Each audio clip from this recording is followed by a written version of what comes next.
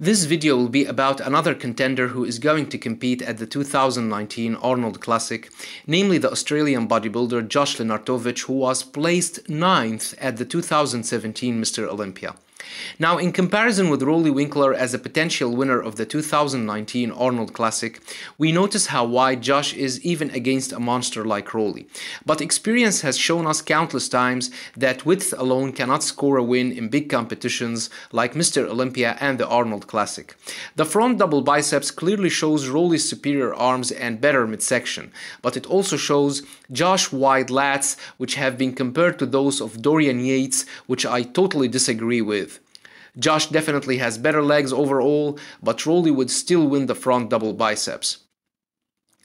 The front lat spread shows the width they both have in their lats, but Josh hits this pose better, as Roelly's lats are overshadowed by his massive arms. Roelly's narrow waist adds to the aesthetics of this pose, but I think judges would give this pose to Josh cause he looks wider and shows his lats better than Roelly does.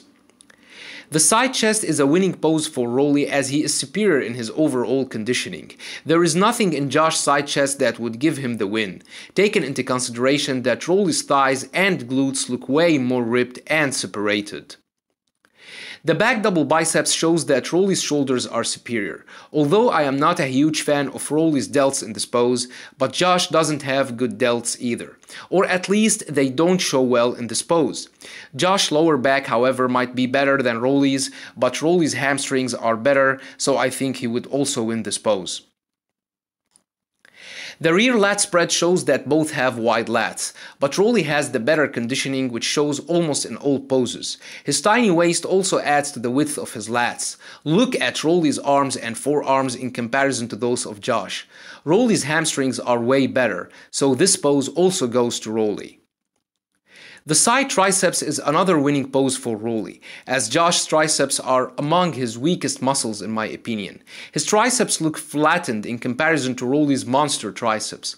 Not to mention Roelly's superior conditioning in his lower section with all the definition he shows in his thighs and glutes in this pose. Both hit a very impressive abs and thighs pose. Their lats sweep perfectly with their midsection. Roelly has the better arms, but Josh's quads are more huge and better overall.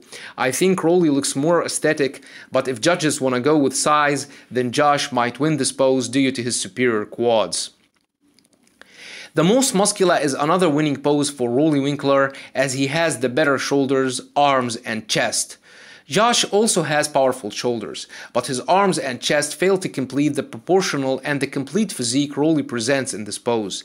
Here, I want to point out the fact that Josh has a gap in his chest that might be a symptom of what has been known as the Steiner ISM, referring to the condition of the professional wrestler Scott Steiner, who has what seems to be a muscular atrophy in his chest. This reminds me with the physique of Marcus Ruhl in his later days as pro bodybuilder, who suffered what seemed to be symptoms of Steinerism as well. By comparing Marcus to Josh in the most muscular pose, we can easily see that Josh might be having symptoms of the Steinerism. But I'm not quite sure about it though.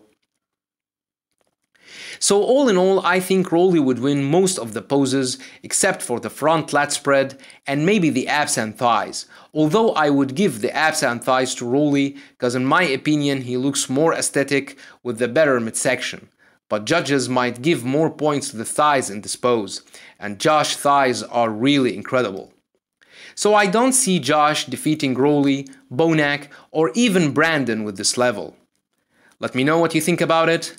Thanks for watching, and have a nice one.